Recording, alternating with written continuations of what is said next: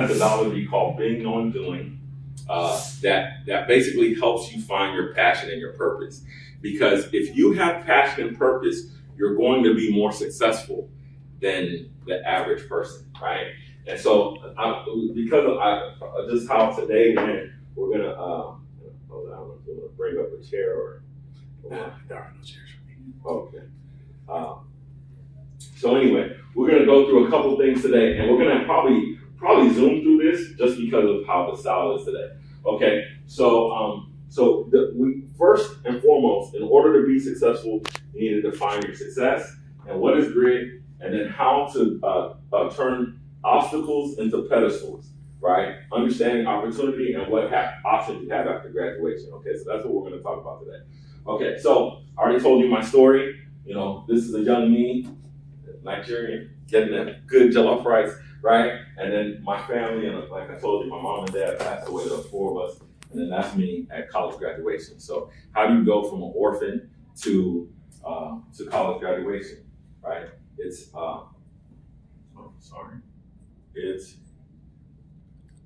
It's by understanding your personal path to success. And so one of the things that we use to try to understand that personal path to success is the Japanese ikigai. So this is a principle that the Japanese, no, that's like racist, right? Or whatever, I don't know. But this is a principle that the Japanese came up with called the ikigai, and it's a way of kind of finding your purpose, okay? So you have your skills, you have what you love, you have what the world needs, and then you have how you can make money, okay? And if I joke too much, you'll be like, Festus, stop joking. Don't take me serious about this, but don't take me serious, right? So this is the thing. If I know what my skills are, what I'm good at, right? If I know what I'm good at, I need to know what I love. And between what I love and what I'm good at is what I'm passionate about, okay? So I could be really good at doing backflips, but can I get paid for doing backflips?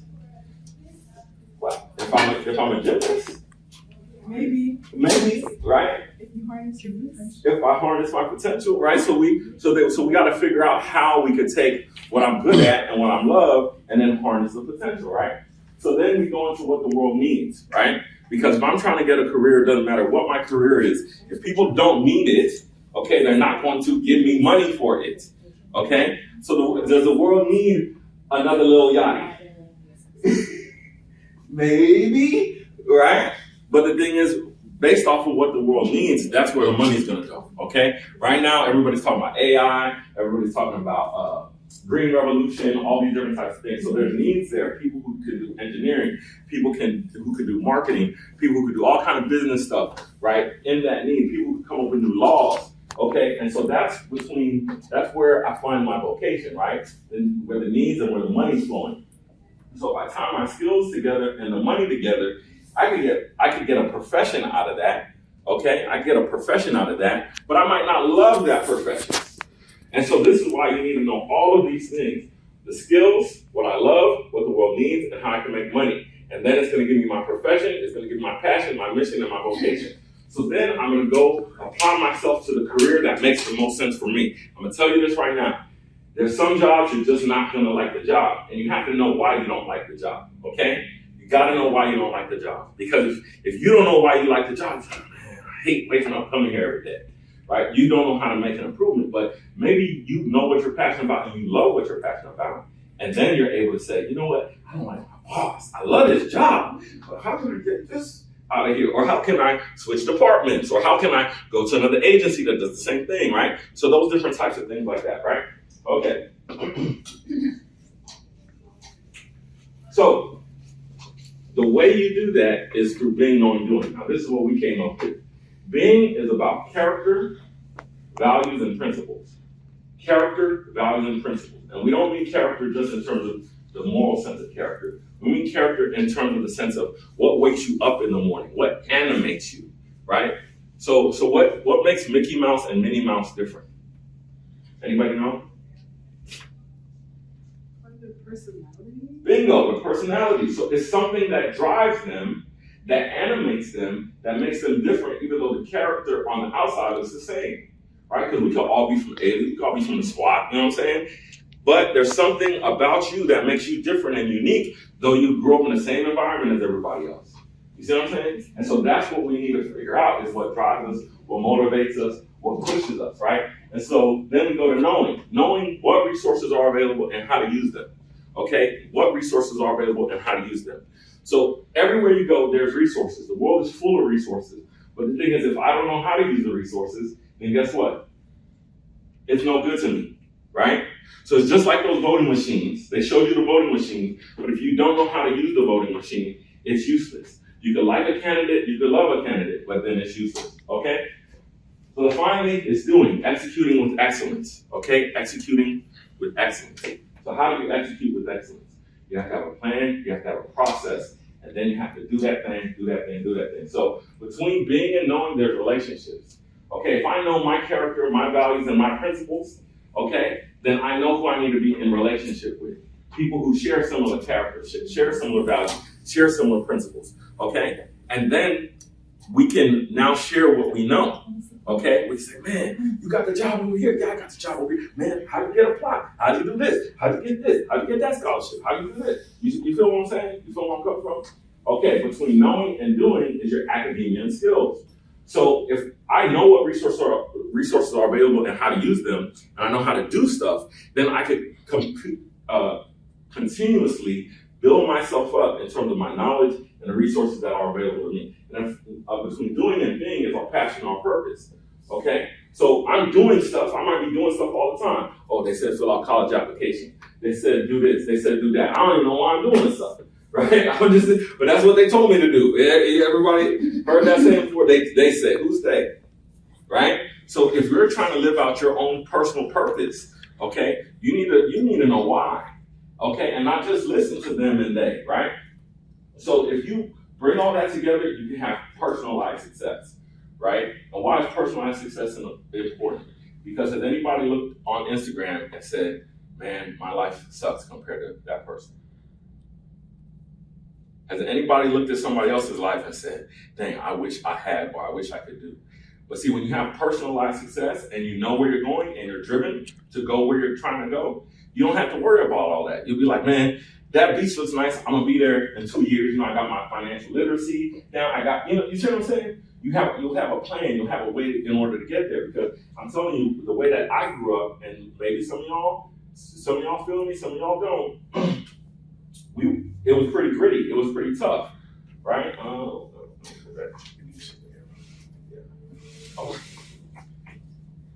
Okay. So, being character, values, principles, knowing what resources are available, how to do them, doing. Okay. So, this is what most people think that going to college is like. Most people think that, okay, I go to college, I either go formal education, or I don't go to college, and that's informal education. And then once I go to college, I'm going to either get a professional career, I'm going to end up in management, that's what most people think it's like. Or I'm going to go down here, I'm going to kind of be a deadbeat, I might get an entry-level job, or I might, just kind of work around the community. That's what most people think it's like. But it's really more like this. It's really way, way more complex. So you might be on a path, but then that path opens up to many other paths. Anybody heard of a career cluster before? And this is something, what's a career cluster? It's like a general field of things you could do as a job. Bingo. So you want to elaborate? Because you raised your hand. No? Okay, cool. So in a career cluster, you might have a skill set and knowledge that's good at multiple careers, but you just kind of end up in one. And if you don't know, this is what they call transferable skills. If you don't know what your transferable skills are, you might end up in a place where you're like, oh God, yeah, I hate going to work. Got all the student loan debt because maybe I chose this major. And there's a key. One of the major reasons why people get so much student loan debt is because they switch majors. Right? So that's why you kind of really want to know, why am I going to school and what am I going to school for early, right? And even if you're a freshman, you want to switch it when you're a freshman, that's totally cool, right? If you even want to switch it when you're a sophomore, you start switching when you're a junior and a senior. Or a lot of people, the reason they have so much student loan debt is they go back to school. And I'm not saying going back to school, hey, I'm getting a professional degree in the same career cluster. I'm saying now I'm switching career clusters and going into something totally different. And now I got to go back to school all again. And then the scholarships aren't available. You see what I'm saying? And so if you know what you're doing, you can say, well, if I like fashion and if I like business, then let me go ahead and do a minor in fashion and do a major in business. You see what I'm saying? So then that way I'm starting to pull together the things that I'm passionate about so that way I'm not stuck in school forever. I mean, we all love to learn, don't we? Yeah? But who wants to go to school forever? No. So this is the thing. If they pay for it. What's that? He said if they pay for it. So this is where you want to make the world your school. You see what I'm saying? You want the world to be your school, because I learn from everybody. I learn in every situation I go into, and you can too, right? You learn from every situation that you get yourself into. Okay, so what are my true post-secondary options? Everybody has these 6 options. I don't care who you are. I don't care what they tell you. You only have 6 options when you graduate from high school. You can either go to community college, trade school, or tech school. You can go to the military. You can go to work. You can start a business, or you can stay at home on the couch. Those are your 6 options. Those are your 6 options. Okay? And who wants to stay at home on the couch? Nobody, right? So because you don't want to stay at home on the couch, you want to choose the option that best fits who you're becoming. Your character, your values, and your principles. Okay? Knowing what animates me, my character. Knowing my why and the values and the reason behind what I'm doing, the things that I'm doing, and knowing principles. Principles are simply maxims that you can stand on, right? One of the biggest maxims that got me through my hard times, I would say to myself, don't knock what I don't know, right? Don't knock what I don't know. Meaning if I had no idea about it, and somebody came and they was like, man, bro, you don't want to do that. I'm like, does this person even, I almost use another word, but does this person even know what, you know what I'm saying? So I would go explore for myself. And sometimes it'd be good for me, but it was bad for them. You see what I'm saying? And they're pushing what they feel on you. So this is why you have to explore things for yourself and understand your principles, what you stand on and why you stand on it. Don't get me wrong, at this young age, you're still learning. You're still learning, right? You're still growing. But you have to have something to stand on. And if you're going to move from what you stand on, you got to know why you're moving, right? This makes sense? Fair? Okay? All right. So let's talk about school, these different options. You can either get certified license, you get a associate degree, bachelor's degree, master's degree, or doctorate. Okay, they have different programs that kind of combine some of these different things. Okay, so now a lot of the doctorate programs actually combine master's programs at the same time, especially like in the healthcare field. So, y'all like what you heard? Give me a thumbs up. Only if you like what you heard. Okay, cool. Don't say that. So this is how you can get in contact with us. We're going to start doing a live podcast. Okay, we already do a podcast. Okay, who listens to podcasts? Okay, cool. So you can find us on Spotify. Okay, you can find us on Google Podcasts. You can find us on Amazon Podcasts, I believe. Okay, it's all under Laddering Your Success. So if you want to join, Joanna, you want to come up here and talk about your experience on our Zoom real quick? So Joanna came on a Zoom call because she had a lot of questions about college and career, and so I think we answered a couple of them. Yes? No? Maybe so? So you want to talk about your experience? Okay. So they have this website where you can go and schedule a Zoom call with them, and when you get on there, you ask them any questions you want or you have, and they talk about different majors and colleges, anything you want to know, whether it be after college, life after college, or life in college, scholarships, opportunities, what college you want to go to, how they help you choose a college, because choosing college is hard, especially if you're a senior or a junior, or even choosing what you want to do with your life out, always very hard. And you have to start making that decision when you're 17 or 18. You're still young. I don't know what I want to do with the rest of my life. So they help you with that. They help you narrow what do I like to do? Okay, now I like to do this. Well, how can I turn what I like to do into a job, into an opportunity? So they help you with all that. So I think. Okay. That's it for us. We'll take any questions. I got any questions about anything in relation to what we discussed? Scholarships? No questions? Yes. Scholarships. Okay, scholarships. So the easiest path for scholarships is obviously to go to your school and go to your school's scholarship website, right? But I would go a couple steps further and email the people at that campus to see if they have any other opportunities, because they have opportunities that come up every couple of months, okay? And so that's probably the easiest path. The next path is, if you know your profession, then you want to start doing some research into that profession. And so Olay, maybe you can help me with this. So you said law and Data science. data science, okay. So then Google search real quick. Texas law firm. Texas law firm scholarship. Thank you. All right.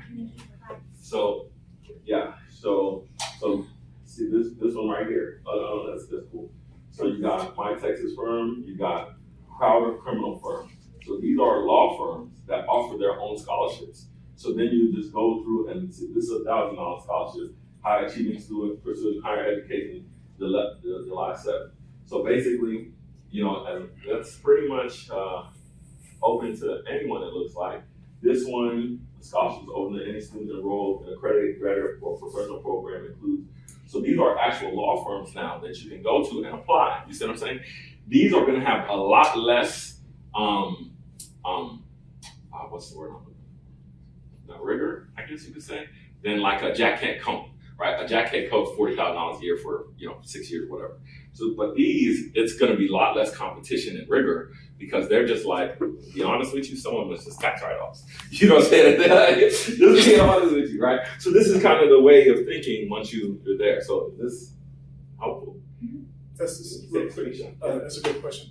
Is this easy or is it hard if you're looking for a lot of these scholarships? What's the difference between the student who gets a lot of the scholarships and the students who look but don't really look? Okay, so this is a point, and I should have brought this up. I got $87,000 of scholarships, grants, and student loan repayment between military, private kind of scholarships, and then academic scholarships. So that's a lot for somebody who's pretty much an orphan, right?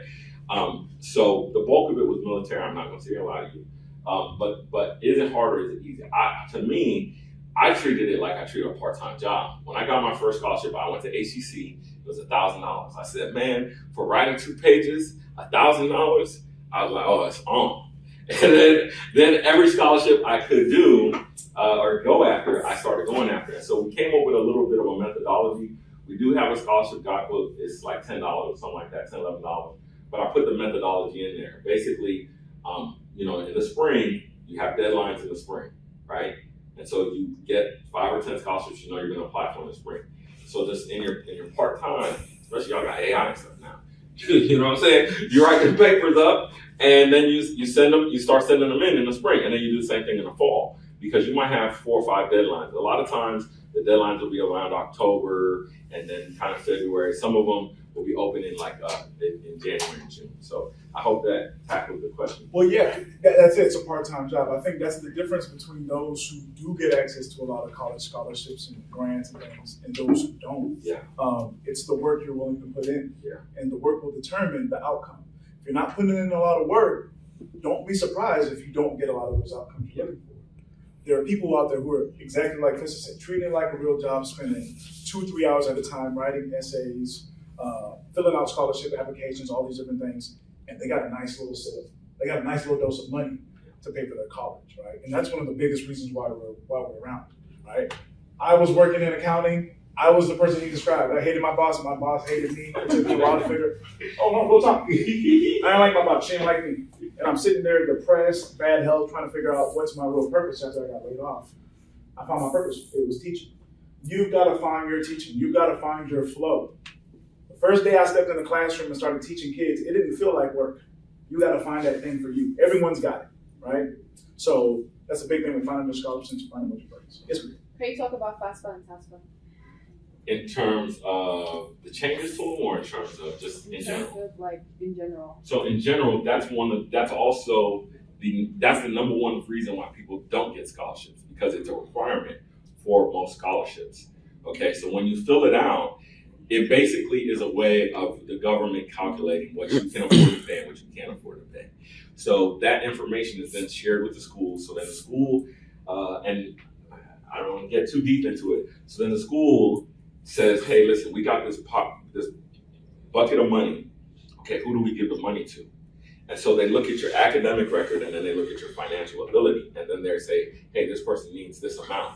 But then we know we have 1,000 students, we have 10,000 students. So we need to conserve, we ain't gonna give them everything. So like I remember I won a scholarship and it was like, hey man, congratulations. Well, we can't give that money though. Somebody else, yeah, exactly. I was like, oh, what are you talking about? You know what I'm saying? But they were like, listen, we see what you got. Just keep going. You know what I'm saying? I was like, no, that don't help me though. You know what I'm saying? Yeah. So this is, you see what I'm saying? This is the way that adds up. So you want to fill out the FAFSA and the TAFSA as best you can. So, and they made some new changes to it to make it a little bit easier to fill out, less questions and things like that. So, that's a big thing, right? Yeah. A couple changes. Oh, sorry. Yeah. Well, yeah, I was gonna say, 'cause we're pretty much out of time. We want to help you guys out. So, at the very least, sign up for our YouTube channel. I know y'all be on YouTube. Okay, it helps us out. Was anybody help today?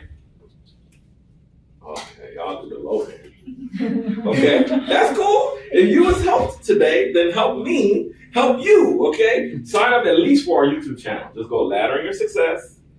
You just pick up your phone. You know, it's right there next to your right hand. I know you kind of look at it. I'm talking to you. You know what I'm saying? You can just, you know what I'm saying? Hey, look, help a brother out. So that's it. That's our presentation for today.